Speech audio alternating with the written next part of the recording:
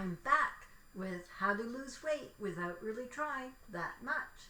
And this time we're talking about mind games versus mindset.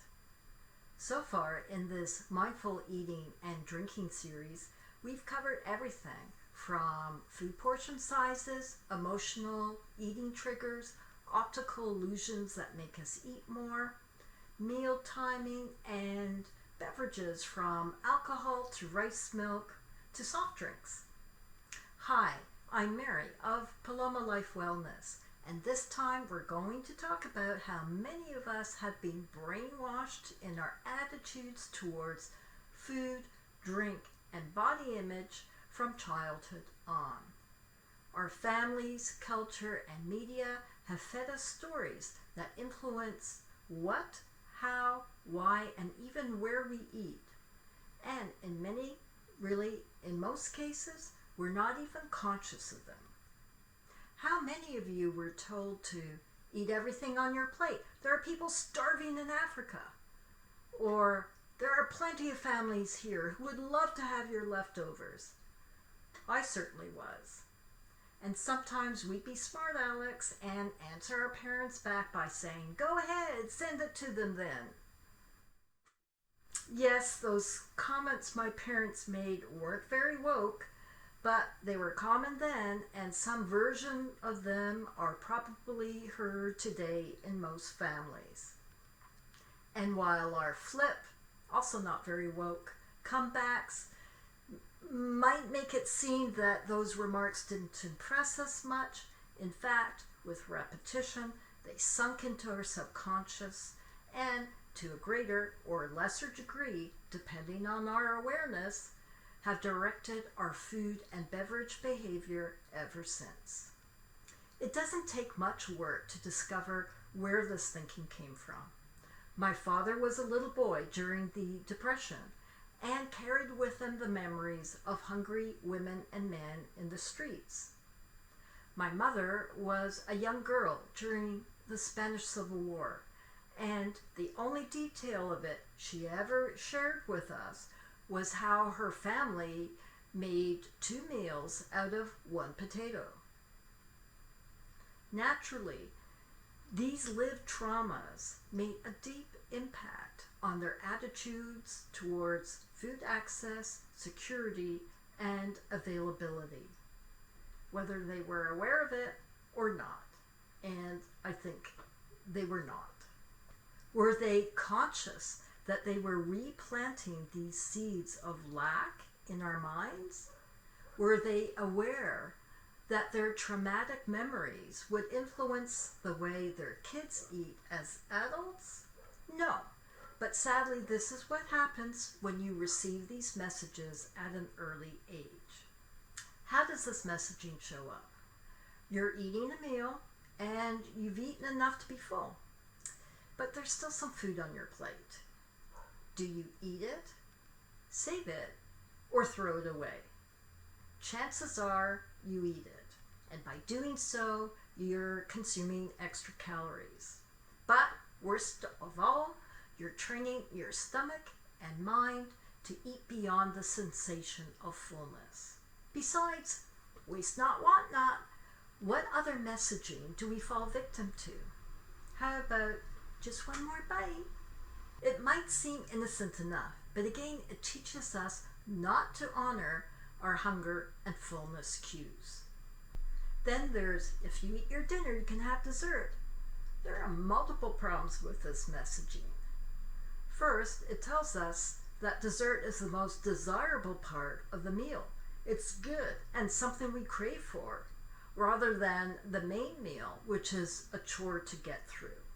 Food is food. It isn't inherently good or bad. Second, using so-called unhealthy food as a reward, either for getting through the meal or for some good behavior or outcome, is confusing to kids who have also heard the messaging that spinach and broccoli are healthy and good for you. Why is something otherwise identified as unhealthy something we should crave? It makes them into superior special foods. Third, if getting to dessert means forcing us to eat a certain food, we can easily learn to hate it. This happened to my husband as a kid when his aunt made him eat eggs before he could leave the table. Being stubborn, he hung in there for hours, but ended up having to eat them.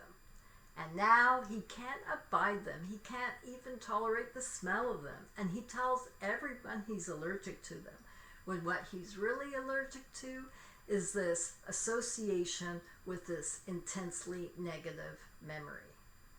The reverse is true as well. My mother was a big believer in the forbidden fruit effect, and it formed the basis of much of her parenting.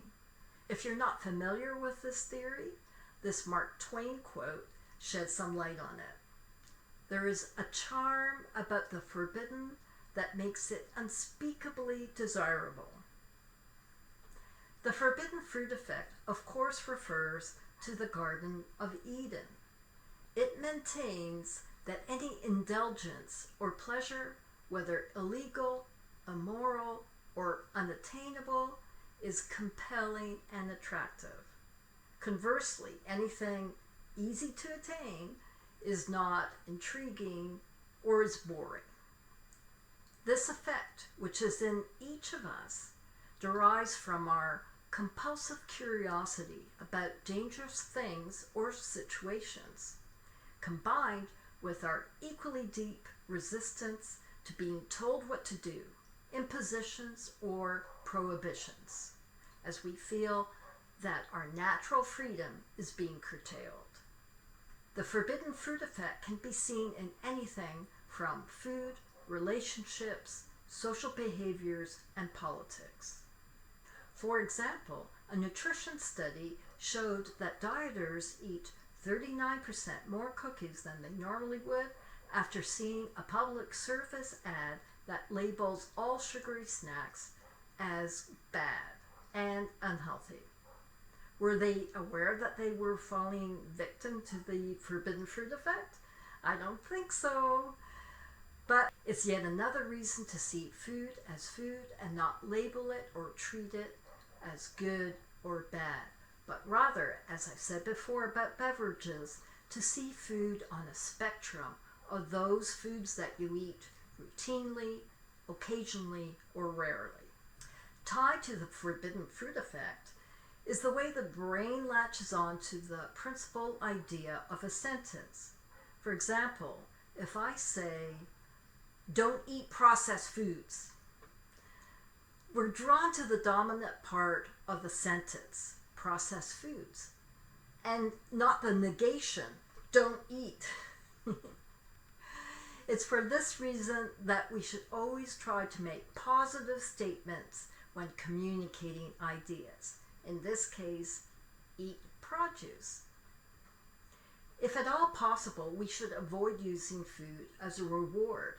This is super hard to do in our society as it's so ingrained.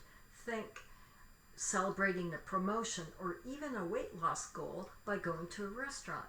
Instead, we should think of alternatives like activities such as going on a hike or to the beach or seeing a concert or play.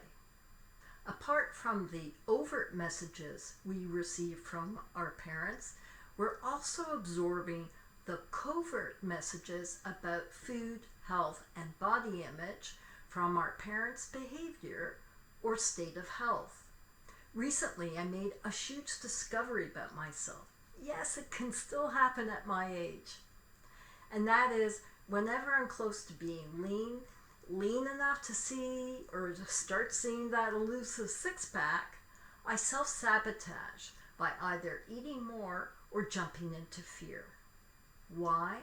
After a lot of soul-searching, I realized it was because my mother was an invalid when I was growing up, and she was super skinny, just skin and bones. So in my head, I've made the equation that being skinny means being sick. How about mothers constantly dieting? What messages is that sending to their kids about their relationship to food and body image?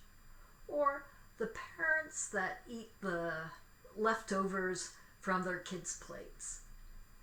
Most of the time, it indicates, of course, that they're eating past the state of fullness. But what it really points to is a mindset of lack, of financial insecurity, of wondering where their next meal is coming from. This brings us back all the way to the beginning. We have to revert to what babies do naturally, which is eat when hungry. Also, we have to try to eat to about 80% fullness. That gives enough time for the stomach to send the message of being full to the brain. Remember, it takes about 20 minutes for that message to be sent, delivered, and acted upon. I hope this discussion of the food mind games we've been subjected to has given you food for thought. I couldn't resist that pun. Really, I hope this starts you on a journey of exploring whether messaging has affected your attitudes towards food, body image, and health. I would love to help you on that journey if you need extra support. Please message me below, direct message me, or email me at mary@palomalife.ca. I'd also love to hear about your experiences and discoveries. Please let me know. And thank you again for watching and listening.